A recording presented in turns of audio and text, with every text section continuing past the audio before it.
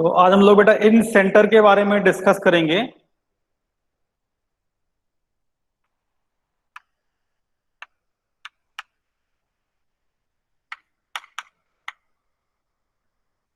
इन centre क्या होता है और अगर ट्रायंगल के वर्टिसेस गिवन है तो कैसे इन सेंटर को हम लोग कैलकुलेट करेंगे, आज हम लोग इस पे डिस्कशन करेंगे।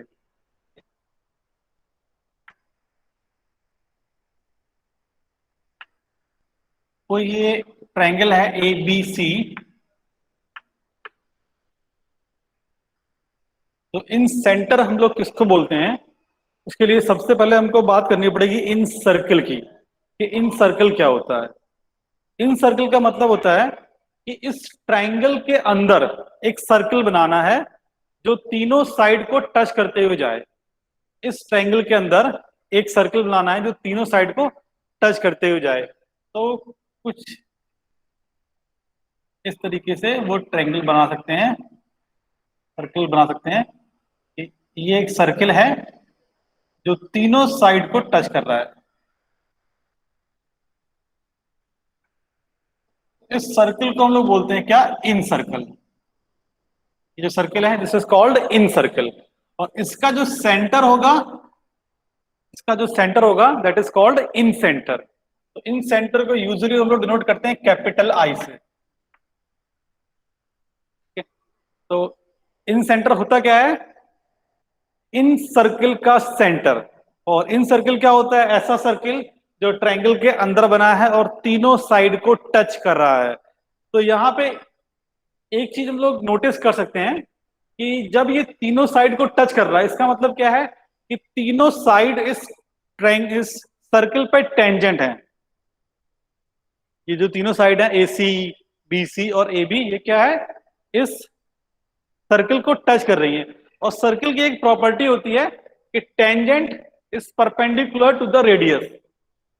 Tangent is perpendicular to the radius, ये प्रॉपर्टी पढ़ा है बेटा हम लोगों ने कि tangent is perpendicular to the radius in a circle. Okay, तो इसका मतलब अगर हम यहां से इसको मिलाते हैं, ये तो ये क्या होगा, बोलो, ये परपेंडिकुलर होगा।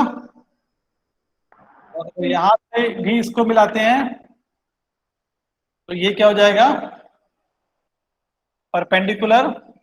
और यहां से भी इसको मिलाएंगे तो ये क्या हो जाएगा, परपेंडिकुलर। ये सारे क्या होंगे, परपेंडिकुलर। और सारे अपने आप में किसके इक्वल होंगे, आर के। आर क्या है, radius of in circle. R क्या है, रेडियस ऑफ इन सर्कल। तो ये जो सर्कल है that is called incircle. जो सेंटर है I that is called incentre. और जो रेडियस है उसका भी एक नाम होता है इन रेडियस, क्योंकि सब कुछ इन लगा है इसलिए ए इन सर्कल। उसका सेंटर कहलाता है इन सर्कल, उसका रेडियस कहलाता है इन रेडियस। ये जो कॉमन नाम है ये हमको याद रहने चाहिए। सर टेंजेंट क्या है, टेंजेंट का मतलब होता है जो लाइन टच करती हुई जा रही है। टेंजेंट नहीं जानते हो क्या तुम लोग, ये सर्कल है, ये लाइन टच कर रही है तो ये टेंजेंट है। और हम लोग पढ़ते हैं थ्योरम कि tangent is perpendicular to the radius. अगर ये रेडियस है, ये टेंजेंट है, तो सर्कल के अंदर ये प्रॉपर्टी होती है कि टेंजेंट और रेडियस क्या होते हैं, परपेंडिकुलर। तो उसी का यूज कर रहे हैं हम लोग, इसीलिए क्योंकि अगर ये टच कर रहा है तो ये टेंजेंट है, ये भी टेंजेंट है, ये भी टेंजेंट है। तो ये 90 डिग्री, ये 90 डिग्री और ये 90 डिग्री। होपफुली यहां तक किसी को कोई दिक्कत नहीं होनी चाहिए। तो सबको ये बात समझ में आ गई है कि इन सेंटर क्या होता है, इन सर्कल क्या होता है और इन रेडियस क्या होता है। बोलो, अगर इसमें किसी को भी डाउट है तो बताओ बेटा हमको पहले। इन सर्कल और इन रेडियस का बीच में क्या लिखा है, कहां पे बोल रहे हो बेटा, ये बोल रहे हो, ये कैपिटल आई लिखा है, ये कैपिटल आई लिखा है, ये सारे small r small r small are.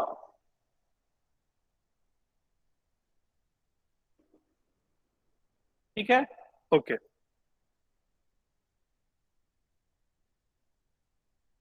अब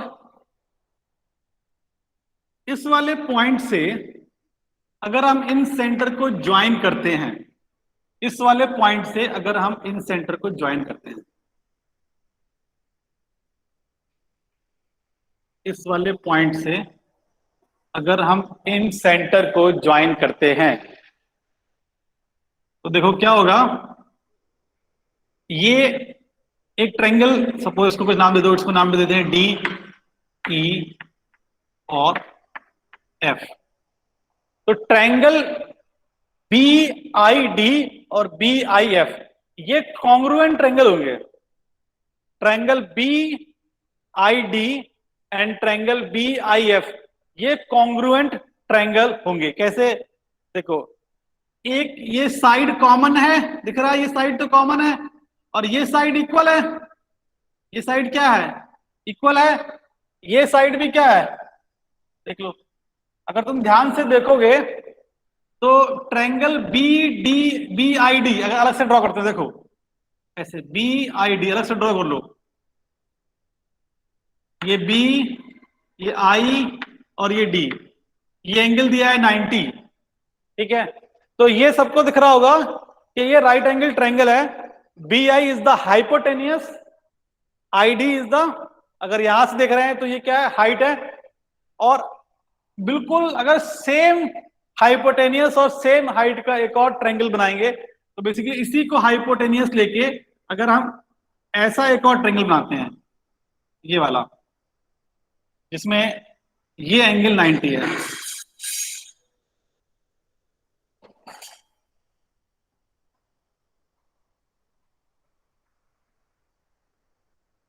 अगर ये एंगल 90 है तो ये दोनों ट्रायंगल कैसे हैं? बिल्कुल कॉन्ग्रुएंट हैं।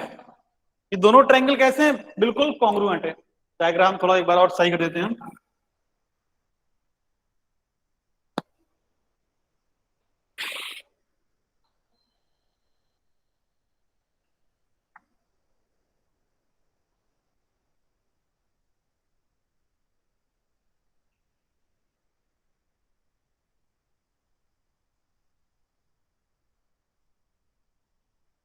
ये देख लो, ये बी है, ये आई है, ये डी है और ये एफ है।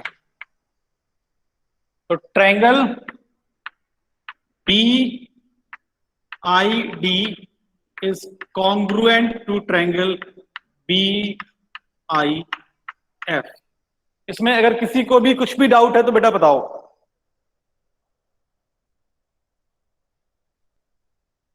बोलो बेटा, इसमें किसी को भी डाउट है? सर ये ट्रायंगल्स ट्रायंगल में कॉन्ग्रुएंट होंगे।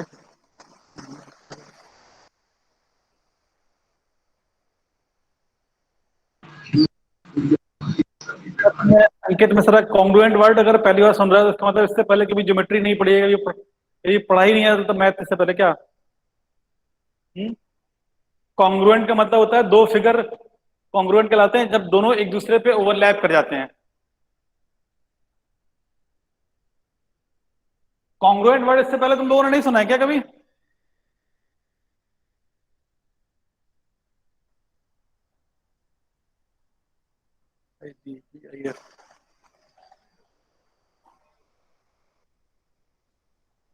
अवधेश गुप्ता क्या बोल रहे हैं? ये ट्रायंगल बी सब तरफ से ट्रायंगल में कॉन्ग्रुएंट होंगे। राइट एंगल आइसोसेलेस और स्केलिन में या कोई, बेटा दो ट्रायंगल कॉन्ग्रुएंट हैं जब दोनों की सब कुछ सेम है। देखो यहाँ पे तीनों साइड लेंथ सेम होने वाली हैं। ये तो कॉमन साइड है दोनों में ट्रायंगल में, तो इक्वल है। और ये दोनों में रेडियस है, दिख रहा है दोनों में आर आर, दोनों में क्या रेडियस, तो रेडियस तो सेम होगी ना सर्कल की। ऐसा ना कि एक सर्कल की दो रेडियस हो जाएंगी, एक सर्कल की तो एक ही रेडियस होगी। तो ये कॉमन साइड है, रेडियस दोनों में सेम है, इसका मतलब बेस भी सेम आएगा। इसका मतलब क्या आएगा? बेस भी सेम आएगा। पाइथागोरस थ्योरम का यूज और करेंगे तो क्या होगा? जितना साइड बी डी आएगा उतनी साइड तो बी एफ आएगा। बोलो, समझ रहे हैं इतनी बात? सिंपल सी लैंग्वेज है कि अगर हाइपोटेनियस, ये हाइपोटेनियस है, ये हाइट है। अगर हाइपोटेनियस और हाइट सेम है तो इसका मतलब बेस भी तो सेम ही आएगा।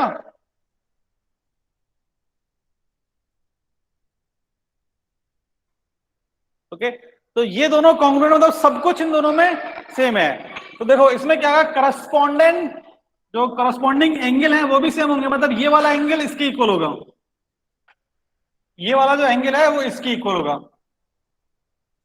बताओ, समझ रहे हो? ये एंगल इसकी इक्वल होगा, ये वाला एंगल तो इसकी इक्वल होगा, और ये वाला एंगल तो 90 90 आपस में इक्वल है ही। ये वाला साइड इसके इक्वल होगा, ये साइड इसके इक्वल है, ये साइड इसके, मतलब बिल्कुल एक दूसरे पे ओवरलैप कर रहे हैं। तो ये एंगल इसकी इक्वल है। अब अगर यहां पे ध्यान से देखोगे तो ये एंगल और ये एंगल क्या हो जाएंगे, इक्वल। ये एंगल और ये एंगल इक्वल हो जाएंगे। इसी तरह हम लोग ए से भी बनाएंगे, तब भी इसी तरीके का एक डायग्राम बनेगा। जो इसको जब को मिलाओगे तो ये जो लाइन बनेगी ए आई, ये एंगल ए को दो पार्ट में डिवाइड करेगी जो कि इक्वल होंगे।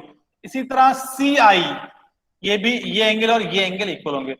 तो इन सेंटर का एक और डेफिनेशन होता है जो हमारे ज्यादा काम का है, जिसमें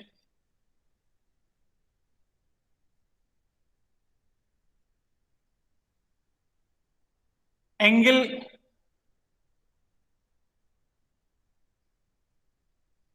देखो बाइसेक्टर इन्वॉल्व है, देख लो। ये अगर ट्रायंगल है, इस ट्रायंगल में, इस ट्रायंगल में अगर हम एंगल ए का बाइसेक्टर, मतलब इसका एंगल का बाइसेक्टर ड्रॉ करते हैं ऐसे, ट्रायंगल एंगल बी का, अगर ये साइड ए है, ये बी है और ये सी है, ये ए का बाइसेक्टर है, ये बी का बाइसेक्टर है और ये सी का बाइसेक्टर है, तो सारे बाइसेक्टर एक ही पॉइंट पे जाके मिलेंगे और वही होता है हमारा इन सेंटर। सारे बाइसेक्टर एक ही पॉइंट पे जाके मिलेंगे और उसी को बोलते हैं हम लोग क्या, इन सेंटर। तो इसको हम लोग ऐसे भी बोल सकते हैं कि जैसे कल हम लोग बात कर रहे थे सेंट्रॉइड की, तो सेंट्रॉइड क्या था कि ऐसा पॉइंट जहां पे मीडियंस कॉन्ग्रुएंट होती हैं, सारी मीडियंस यहां से पास होती है, ट्रायंगल की तीनों मीडियंस, वो था हमारा क्या, सेंट्रॉइड। इसको क्या बोलेंगे कि जहां पे सारे एंगल बाइसेक्टर कॉन्ग्रुएंट होते हैं ट्रायंगल के, उसको क्या बोलेंगे, इन सेंटर। तो यहां से एक और डेफिनेशन बोल सकते हैं क्या, कि ये जो इन सेंटर है that is point of congruency of angle bisectors. ये दोनों एंगल इक्वल हैं, ये, और ये कहां से निकाला, यहीं से देख लो।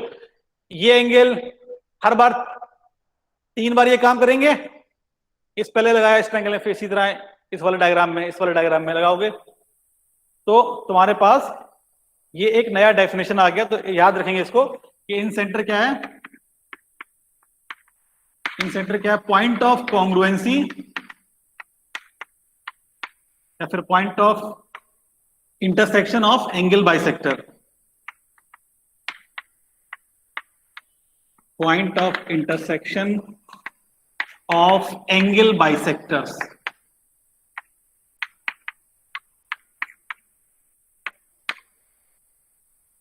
बोलो बेटा, इसमें ये दो बातों में अगर किसी को कुछ भी दिक्कत है तो आराम से पूछ लो, हम फिर से एक्सप्लेन कर सकते हैं।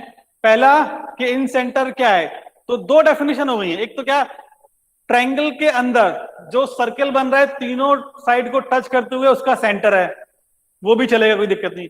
एक ये बन गया है कि हाँ, अगर एंगल्स के बाइसेक्टर्स को ड्रॉ करते हैं तो वो जहां पे इंटरसेक्ट करेंगे that is called in centre. ऐसा नहीं है कि वो अलग होगा ये लोग, दोनों एक ही हैं। डेफिनेशन कोई भी यूज करो, ट्रायंगल का इन सेंटर तो क्या होगा, एक ही होगा। For a given triangle in centre is fixed.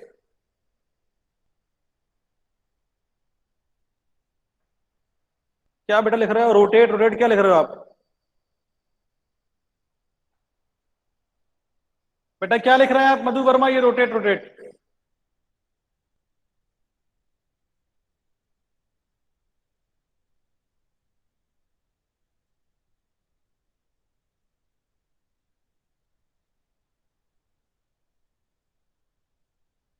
Side तुम लोग अपना मोबाइल सेक्शन रखते हो वो पूरा फ्रेम में है, पूरा विजिबल है।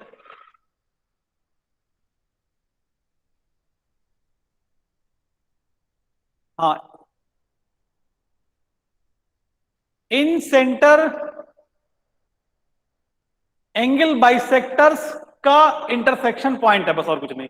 ये क्या है? ये एंगल बाइसेक्टर्स हैं, ये एंगल इसकी इक्वल है, ये एंगल इसकी इक्वल है। तो इन सेंटर क्या कहलाएगा?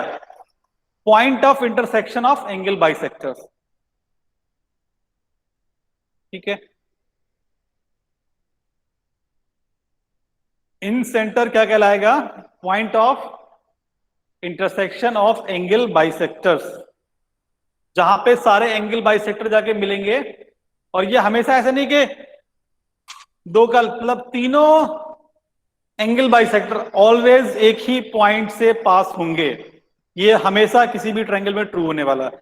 ऐसा नहीं है कि सिर्फ इस ट्रायंगल में ऐसा दिख रहा है तुमको, मतलब तुम कुछ भी ट्रायंगल बनाओगे तो उसमें, और अगर एंगल बाइसेक्टर्स ड्रॉ करोगे घर पे जाके, तो वो हमेशा तुमको एक ही पॉइंट पे जाके इंटरसेक्ट करते हुए मिलेंगे सारे के सारे।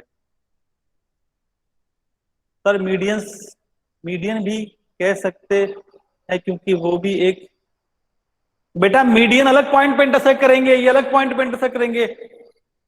कुछ मतलब मीडियन कैसे बोल दोगे? मीडियन क्या था? मीडियन का डेफिनेशन था कि सामने वाले साइड के मिड पॉइंट से जो मिलाएंगे। दो बातें, ये अलग बात चीज, अलग अलग चीज है। ठीक है। तो अब हम लोग देखते हैं, तो इसकी प्रॉपर्टीज हैं बहुत सारी, मतलब बहुत सारी क्या, दो तीन रेशियो हैं जो तुमको याद रखने हैं।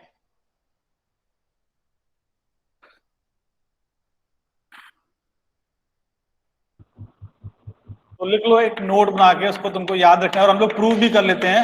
लिख लो एंगल बाइसेक्टर, या छोरा में समझ लो इसको, angle bisector, angle bisector through vertex ए,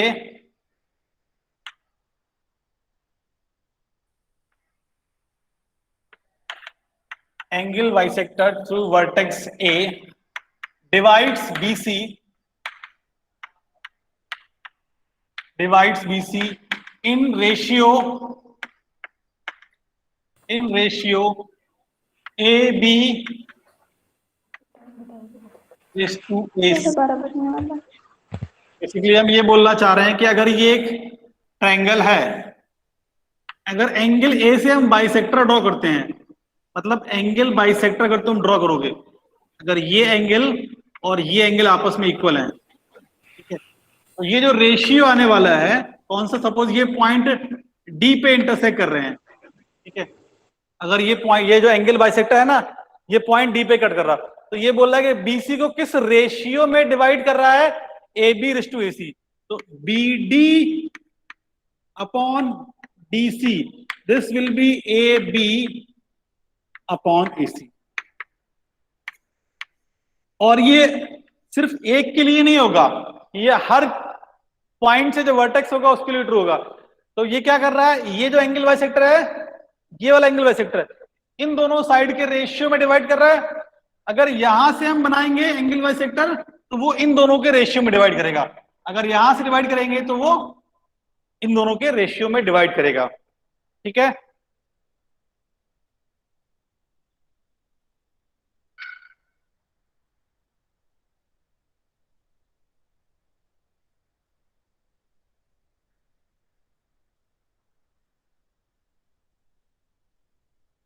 थ्योरम को हम लोग प्रूव भी कर लेते हैं, पहले इसको लिख लो।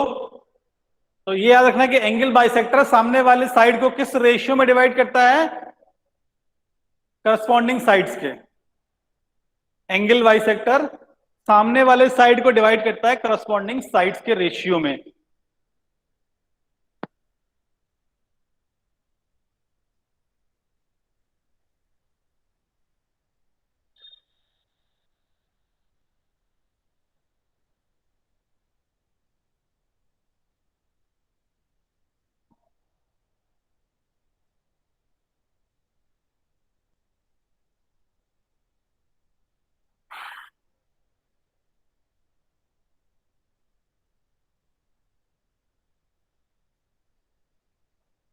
अब इसका प्रूफ देख लेते हैं कहाँ से।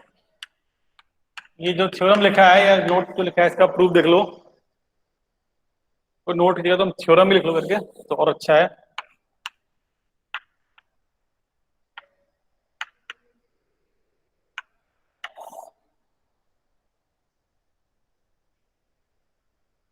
तो प्रूव करने से पहले एक बहुत कॉमन सी बात पूछ रहे हैं, तुम हमको ये बताओ जरा फटाफट कि ये दो लाइंस हैं, पैरेलल लाइंस, एक लाइन इसको कट कर रही है, तो कि क्या ये बात तुमको समझ में आती है कि ये वाला एंगल और ये वाला एंगल इक्वल होगा? बोलो।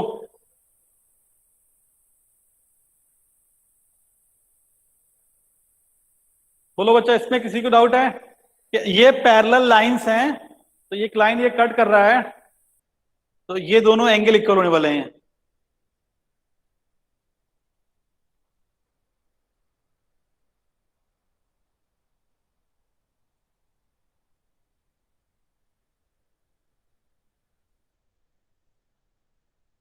बोलो बेटा, इसमें डाउट है किसी को?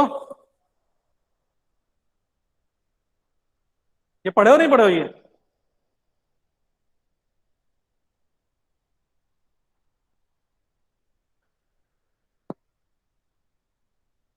अगर नहीं पढ़े तो हम लोग पढ़ेंगे आगे, नेक्स्ट चैप्टर में लाइंस एंड एंगल्स में ही पढ़ेंगे।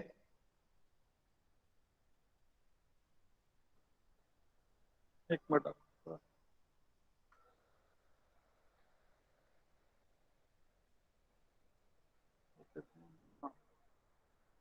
करस्पॉन्डिंग, हाँ ठीक है, ठीक, गुड गुड, सबने पढ़ा है ना। चलो, और ये वाले एंगल भी इक्वल होंगे, मतलब ये वाला एंगल इसकी इक्वल भी होगा, होगा अपोजिट एंगल। चलो ठीक है, ये इतना मालूम है तो अच्छी बात है, फिर हम लोग आराम से प्रूव कर लेंगे। और ये बात भी तुमको मालूम ही होगी फिर जब ये मालूम है कि अगर कोई ट्रायंगल है, अगर कोई ट्रायंगल है और इसके दो एंगल इक्वल है, सपोज ये एंगल और ये एंगल इक्वल है, तो इनके सामने वाली साइड थी, मतलब इसके सामने वाला ये और इसके सामने वाला ये दोनों आपस में इक्वल होंगी। बोलो, अगर ये दोनों एंगल इक्वल हैं तो उनके सामने वाली साइड्स भी इक्वल होंगी। गुड, बस ठीक है, इन दो तीन चीजों की हमको जरूरत पड़ेगी, तो ये मालूम है तो आराम से प्रूव कर लेंगे। देखो, ये ट्रायंगल है एबीसी,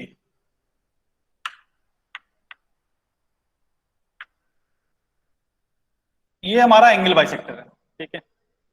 एंगल बाइसेक्टर ने कट किया सपोज इसको डी पे, तुमको प्रूव करना है कि B D to D C is A B ratio A C, ये तुमको प्रूव करना है, ठीक है।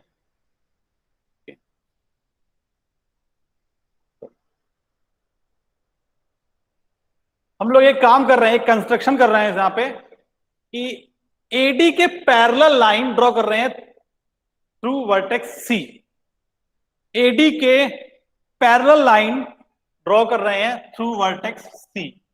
सपोज ये हमने कंस्ट्रक्शन कर दिया वर्टेक्स सी से, एडी के पैरेलल हमने ये लाइन ड्रॉ कर दी है और फिर इसको आगे एक्सटेंड करते हैं। तो डायग्राम थोड़ा ऊपर गायब हो रहा है, थोड़ा नीचे बना देते हैं डायग्राम एक बार।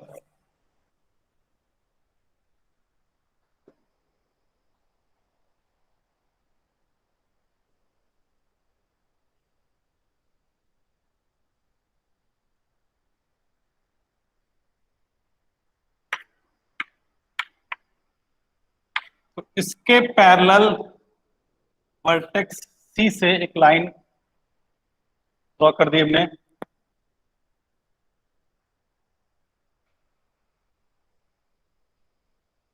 ठीक है। और जब इसको आगे एक्सटेंड करते हैं ऐसे, तो इसको ये सपोज इस पॉइंट को कुछ नाम दे दो जहां कट कर रहा है, सपोज इसको इसको तुमने डी बोला था तो इस पॉइंट को ई बोल दो, ठीक है।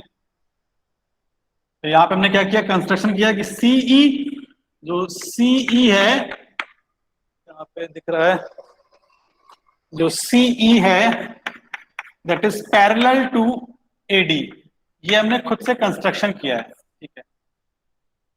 अगर ये एंगल थीटा है तो ये एंगल भी थीटा होगा, क्योंकि हमने बोला ये एंगल बाइसेक्टर है, ठीक है। तो ये वाला एंगल बताओ कितना होगा जल्दी से हमको, बोलो बेटा। वो वाला एंगल कितना होगा? अगर ये दोनों एंगल इक्वल है, एंगल बाइसेक्टर है क्योंकि वो थीटा थीटा, तो वो वाला एंगल कितना होगा उस तरफ जो है?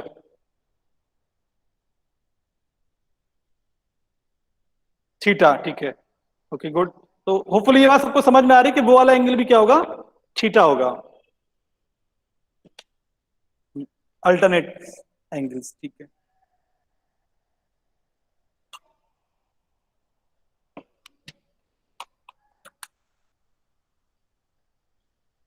ओके चलो, तो इसको भी लिख देते हैं, ये एंगल है थीटा। अच्छा,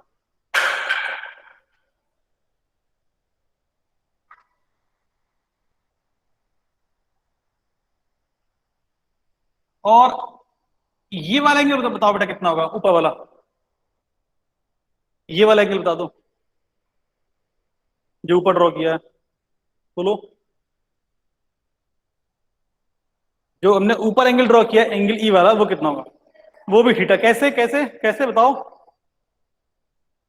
हाँ देखो क्यों, ध्यान देखो, ये जो लाइन है ये पूरी स्ट्रेट लाइन है, दिख रहा है कि ये एक स्ट्रेट, ये दो पैरेलल लाइंस हैं, ये दोनों, और एक स्ट्रेट लाइन उसको कट कर रहा है।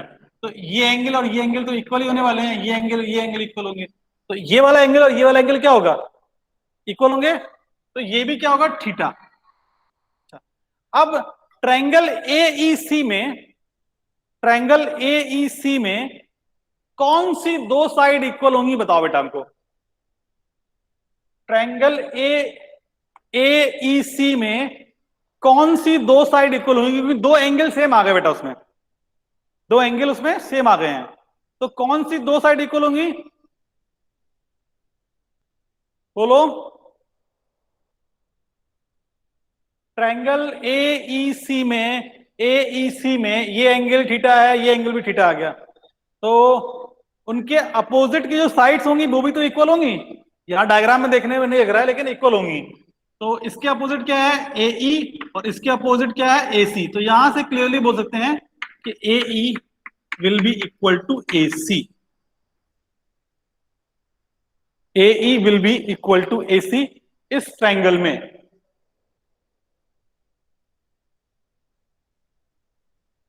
ओके ठीक है, चलो, तो ऑलमोस्ट अपना प्रूफ हो ही गया है अब। अच्छा,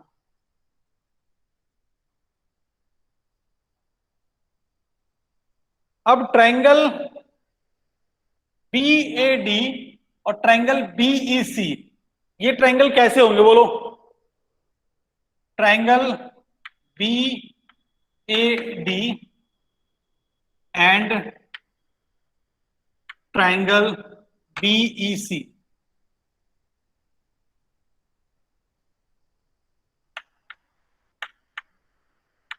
बोलो ये ट्रायंगल्स कैसे होंगे।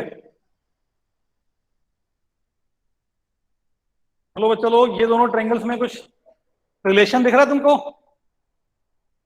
सिमिलर होंगे कैसे? अगर तुम अलग से देखो, ये दो लाइंस, ये ट्रायंगल ऐसे गया है, इस ये लाइन ऐसे आगे बढ़ा दो, इस लाइन को ऐसे आगे बढ़ा दो, फिर तुम ये इसके पैरेलल ड्रॉ कर दो, तो ऐसे ही तो बन रहा है कुछ डायग्राम। ये वाला क्या है, एसी है, ये वाला ईसी है, तो ये इस टाइप से ट्रायंगल बन रहा है। देखो ये ऐसे आगे गया है, ये आगे एक्सटेंड कर दिए, इसको आगे एक्सटेंड कर दिए, और ये एडी इसके सी जो ड्रॉ किया था वो इसके पैरेलल ड्रॉ किया था। तो ये दोनों ट्रायंगल्स कैसे हैं, कॉन्ग्रुएंट है बेटा, सिमिलर। कॉन्ग्रुएंट मतलब होता है कि ओवरलैप कर जाएंगे। कॉन्ग्रुएंट और सिमिलरिटी में बहुत अंतर है। कॉन्ग्रुएंट का मतलब होता है एग्जैक्ट सेम फिगर, मतलब शेप और साइज सेम है। सिमिलरिटी का मतलब होता है सेम शेप है, साइज सेम नहीं है। जैसे अगर सर्कल की बात करते हैं, देखो जैसे ये सर्कल है, तो ये दोनों सर्कल सिमिलर हैं, कॉन्ग्रुएंट नहीं। कॉन्ग्रुएंट कब होंगे, जब दोनों सर्कल इक्वल रेडियस पे जाएंगे, तो एक सर्कल को उठा के रख दोगे तो दोनों ओवरलैप कर जाएंगे, तो ये है कॉन्ग्रुएंट। कॉन्ग्रुएंट फिगर्स एक दूसरे के ऊपर रखोगे तो ओवरलैप कर जाएंगे।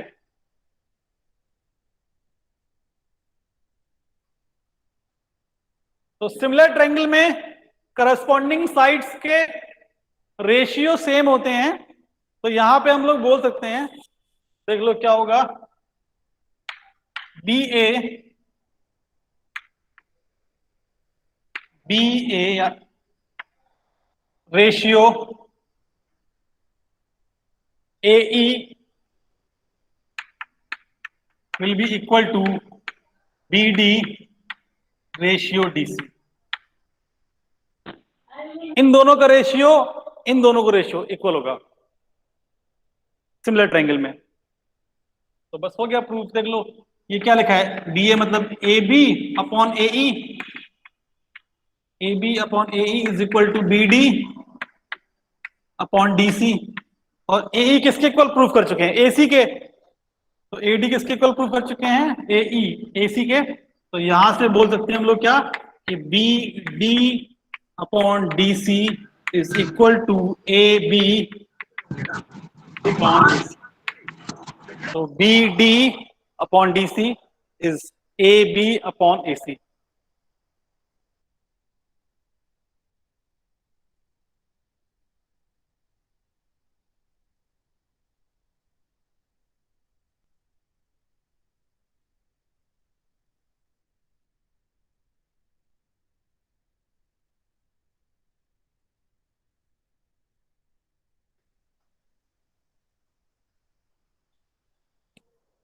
देख लो ये होता है प्रूफ, जो हमने लिखा है, थ्योरम लिखा है कि एंगल बाइसेक्टर सामने वाले साइड को करस्पॉन्डिंग साइड्स के रेशियो में डिवाइड करता है।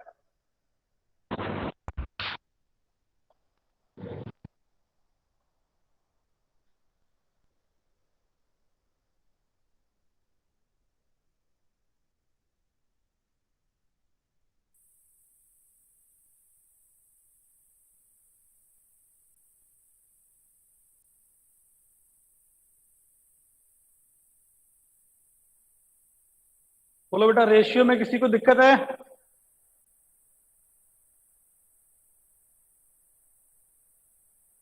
तो बोल रहे बेटा ये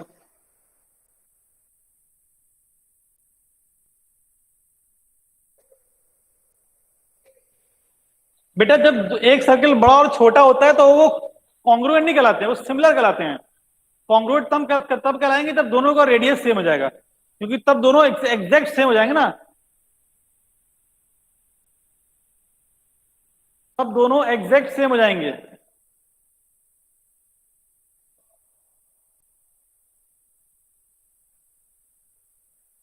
लास्ट में क्या किए देख लो, करस्पॉन्डिंग साइड्स के रेशियो सेम होते हैं। तो ये जो ट्रायंगल, इसको भूल जाओ थोड़े लिए, तो BAD और BEC सिमिलर ट्रायंगल है, तो BA और AE उसी रेशियो होंगे जिस रेशियो में BD और DC है। BA ratio AE, BA ratio AE is equal to BD ratio DC। बस। और BA हम लोग देख चुके हैं प्रूव करके पहले ही कि AE और AC क्या है, इक्वल, क्योंकि दोनों के सामने का एंगल क्या है, सेम। बेटा साइज और शेप दो सिंपल सी बातें हैं। कॉन्ग्रुएंसी का मतलब होता है साइज और शेप दोनों सेम है, सिमिलर का मतलब है शेप सेम है। शेप, अगर शेप को बड़ा छोटा करोगे तो कभी ना कभी तुमको दूसरा शेप मिल जाएगा। कॉन्ग्रुएंसी का मतलब होता है वो शेप भी सेम है, साइज भी सेम है। देखो सिंपल सी बात है, जैसे अगर एक ट्रायंगल ये बनाया हमने, ठीक है, ये दोनों साइड इक्वल है, और एक और ट्रायंगल बनाते हैं बड़ा इससे 90 डिग्री दोनों, तो ये कॉन्ग्रुएंट नहीं है, सिमिलर है। क्योंकि अगर इसको तुम बड़ा करोगे तो कभी ना कभी ऐसा होगा कि ये इस पे ओवरलैप कर जाएगा, इस समय नहीं कर पा रहा। तो these two figures are similar, क्योंकि देखने में उनका डिजाइन सेम है, देखने में डिजाइन सेम है, एक जैसे दिख रहे हैं, साइज का अंतर है, केवल शेप सेम है, साइज अलग है, सिमिलर। कॉन्ग्रुएंसी का मतलब क्या जाएगा कि बिल्कुल एक और सेम इसी, बस ये भी बिल्कुल, दोनों बिल्कुल एक जैसे। तो ये देखने में थोड़ा छोटा लगा है, बड़ा कर दो हल्का सा। लो, मतलब सेम शेप सेम साइज। अब क्या है, कॉन्ग्रुएंट, क्योंकि इसको तुम इसके ऊपर रखोगे तो दोनों ओवरलैप कर जाएंगे। That is called congruency. किसी भी फिगर में कॉन्ग्रुएंसी का मतलब है शेप और सेम, सॉरी शेप और साइज दोनों सेम है। सिमिलरिटी का मतलब क्या है, शेप सेम है, साइज अलग हो सकता है। ठीक है, क्लियर है इतनी बात?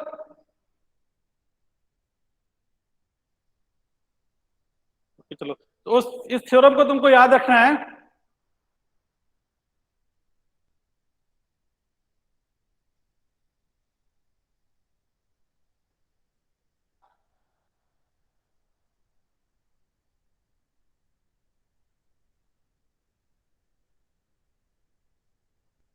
अब बेटा इन सेंटर निकालने के लिए तुमको एक और रेशियो की जरूरत पड़ेगी, जो हम प्रूव नहीं कर रहे हैं, हम डायरेक्टली आंसर लिख रहे हैं इसको, कि अगर तुमको वर्टेक्स गिवन है, अगर वर्टेक्स गिवन है ट्रायंगल में, तो इन सेंटर कैसे निकालते हैं। तुमसे ये बेटा कोई पूछेगा नहीं, ये सिर्फ क्लास नॉलेज के लिए बता रहे हैं तुमको। ठीक है,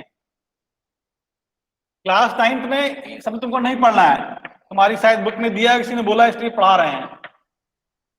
बाकी इस सबको पढ़ाने का कोई पॉइंट नहीं था 9th में तुमको, कि क्लास 11th में जाके पढ़ोगे ये सब चीजें। देखो, अगर ये एक ट्रायंगल है, सपोज ये हमारा एक्सिस है, ये एक्स एक्सिस है, ये वाई एक्सिस है, इसके कोऑर्डिनेट हैं x1 y1,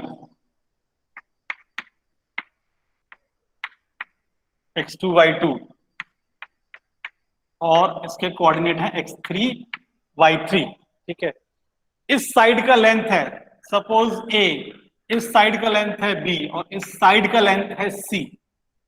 तो a के सामने वाले साइड को bc, उसका लेंथ क्या है a, मतलब bc का लेंथ वाइज है a, और CA का लेंथ है B, और AB का लेंथ है स्मॉल c।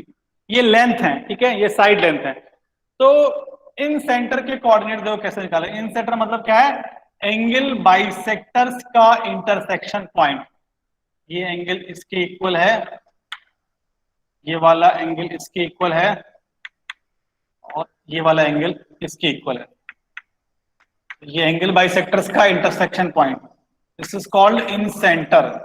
ठीक है, तो इन सेंटर के जो कोऑर्डिनेट्स निकालेंगे आई, वो ये होते हैं, देखो कैसे, A X one plus B X two plus C X three upon A plus B plus C. ठीक है, और y कोऑर्डिनेट होता है, y कोऑर्डिनेट होता है a y1 plus b y2 plus c y3 upon a plus b plus c। This is the coordinate of in centre, this is the coordinate of in centre. देख लो कितना भयानक सा है वो। तुमको अभी बेटा कोई पूछेगा नहीं, अगर किसी ने बोला था इसलिए बता दिया है। बेटा एग्जाम में नहीं पूछेगा तुमसे ये, तुम्हारे एग्जाम में इसके बारे में कुछ नहीं बात करेगा वो। तुमसे सिर्फ ये पूछ सकता है कि इन सेंटर क्या है, तो एंगल बाइसेक्टर्स का इंटरसेक्शन पॉइंट, इससे ज्यादा कुछ नहीं, इससे ज्यादा कुछ नहीं। शायद तुम्हारे क्लास 9th में कोऑर्डिनेट है कि नहीं मालूम हमको, हमारी बुक में दिया हुआ है, न्यू वाली बुक में, इसीलिए इसको बता रहे हैं और कुछ नहीं। ठीक है, ए, ए क्या है, side length, A X one B X two C X three upon A plus B plus C. इसी तरह ए वाई वन, ये भी प्रूव कर सकते हैं, लेकिन उसको प्रूव नहीं कर रहे हैं, उसके लिए एक और रेशियो चाहिए पड़ेगा, तो अभी इसको हम गायब कर रहे हैं, वरना तुमको समझने में बहुत दिक्कत हो जाएगी। एक ट्रायंगल का निकाल लेते हैं हम लोग।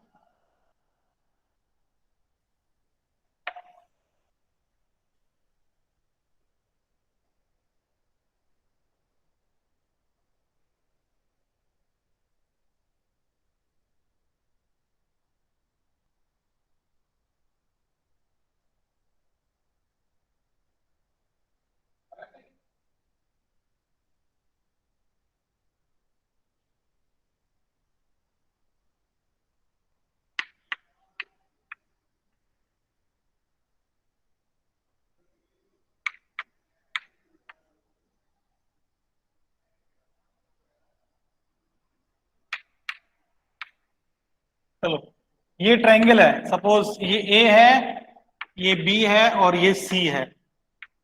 तुमको निकालना है इसका इन सेंटर।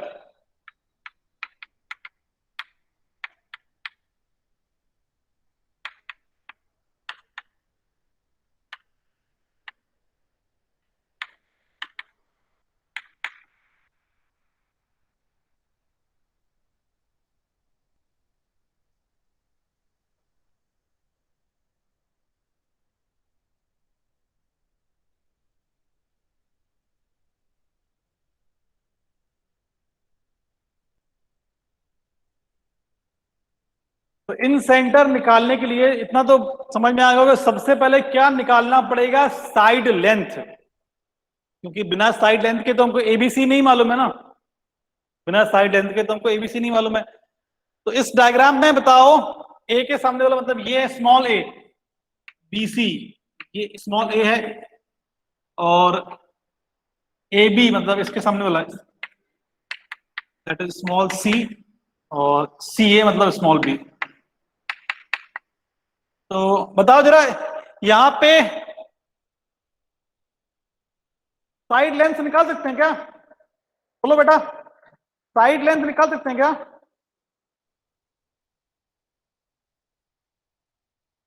ओके, तो बताओ जरा साइड लेंथ ए बी कितना होगा? साइड लेंथ ए बी कितना होगा, जल्दी से बोलो। 4। इसमें तुमको डिस्टेंस फॉर्मूला की जरूरत नहीं है, लगाओगे तो उससे भी आंसर आ जाएगा कि पॉइंट दोनों मालूम है, लेकिन जरूरत नहीं है, दिख रहा साफ साफ कि ये लेंथ क्या होगा 4। तो ये लेंथ है 4, ठीक है। ये लेंथ भी दिख रहा है क्या? 3 दिख रहा? तो ये भी निकाल लो, ये तो क्या है, ये राइट एंगल ट्रायंगल है, ये 90 डिग्री है, ये 3 है, ये 4 है, तो ये निकालोगे तो बेटा ये 5 आएगा, ठीक है ना। अगर तुम निकालोगे तो ये क्या आएगा, 5 आएगा। तो अब तुमको तीनों साइड्स मालूम चल गई, मतलब एबीसी मालूम चल गए, वर्टेक्स मालूम है, बस निकाल लेंगे। तो देख लो इन सेंटर कैसे निकालेंगे उसके बाद। वर्टेक्स, चलो चलो तुम लोग खुद से एक बार ट्राई करो निकालने का, ठीक है। खुद से लिखो, देखो निकाल पा रहे हो निकाल पा रहे हो। तुमको साइड्स लेंथ मालूम चल गई है, वर्टेक्स मालूम ही है, और इन सेंटर निकालना है। तो फॉर्मूले में सिर्फ वैल्यू डालनी है, आई देखो वैल्यू डाल के चेक करो, निकालो, बताओ दो किसका क्या आ रहा है।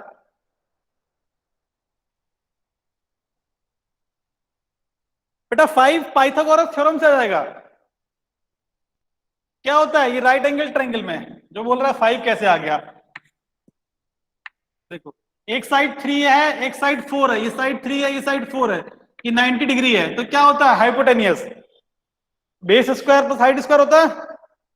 मधु वर्मा जो पूछ रहे हो, तो under root 3 square plus 4 square बन जाएगा 5 का स्क्वायर, तो उसमें से 12 जाएगा 5।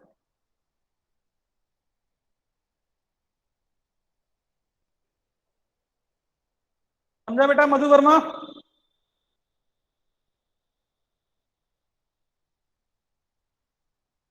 ठीक है, अब निकाल लो, साइड्स मालूम है, इन सेंटर निकाल लो। चलो सबके पास 2 मिनट है,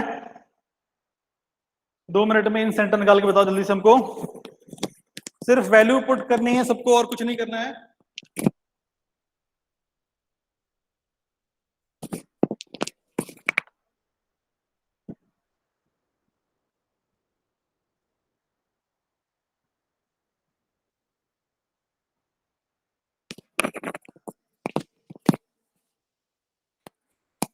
मोस्टली लोगों का आंसर 1,1 आ रहा है, देख लेते हैं सही है कि नहीं।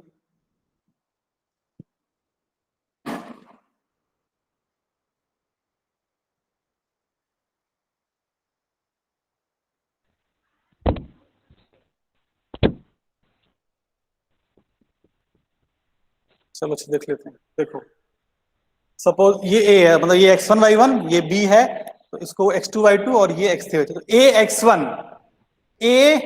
x1 5 into 0 plus b y1, b मतलब इसके सामने वाला साइड 3 into 4,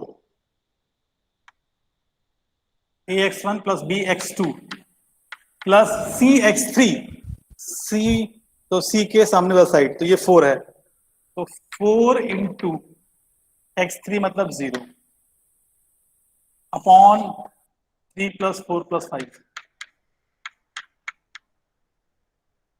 ठीक है, कॉमा y1, a है 5, y1 0, तो 5 into 0 plus y2 3 into 0 plus y3 4 into 3 upon 3 + 4 + 5। ये x आ जाएगा, ये y आ जाएगा, तो देख लो पॉइंट आई। तो ऊपर तो हो जाएगा 12, नीचे भी शायद 12 बन रहा है, यहां पर भी 12/12, तो ये 1,1 आ जाएगा। तो इन सेंटर आ गया है 1,1। तो इस तरीके से अगर वर्टेक्स गिवन है तो हम लोग इन सेंटर निकाल सकते हैं।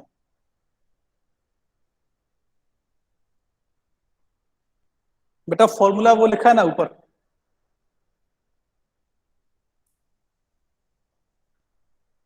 ax1 + bx2 + cx3 upon a + b + c। यहाँ पे नोटेशन याद रखना, ए क्या है, एबीसी क्या है, साइड लेंथ। तो ए कौन सी साइड है, बीसी, मतलब वर्टेक्स ए के सामने वाली साइड को हम लोग बोल रहे हैं स्मॉल ए, वर्टेक्स बी के सामने वाली साइड को बोल रहे हैं स्मॉल बी, वर्टेक्स सी के सामने वाली साइड को बोल रहे हैं स्मॉल सी। और x1 y1 क्या है, एक्स ए के कोऑर्डिनेट्स, x2 y2 क्या है, बी के कोऑर्डिनेट्स, x3 y3 क्या है, सी के कोऑर्डिनेट्स। बस अगर ये, इनफैक्ट तुमको अगर सिर्फ कोऑर्डिनेट्स गिवन है तो, कोऑर्डिनेट्स अगर गिवन है तो लेंथ निकाल लेंगे यूजिंग द डिस्टेंस फॉर्मूला। कई बार हो सकता है वो क्वेश्चन में बहुत गंदा सा आंसर आ जाए, वो चलेगा, कोई दिक्कत नहीं, लेकिन निकाल सकते हैं एटलीस्ट हम लोग। हाँ बेटा साइड लेंथ तो तुमको मालूम रहेगी तभी ना निकालेंगे, विदाउट साइड लेंथ कैसे निकाल पाएंगे।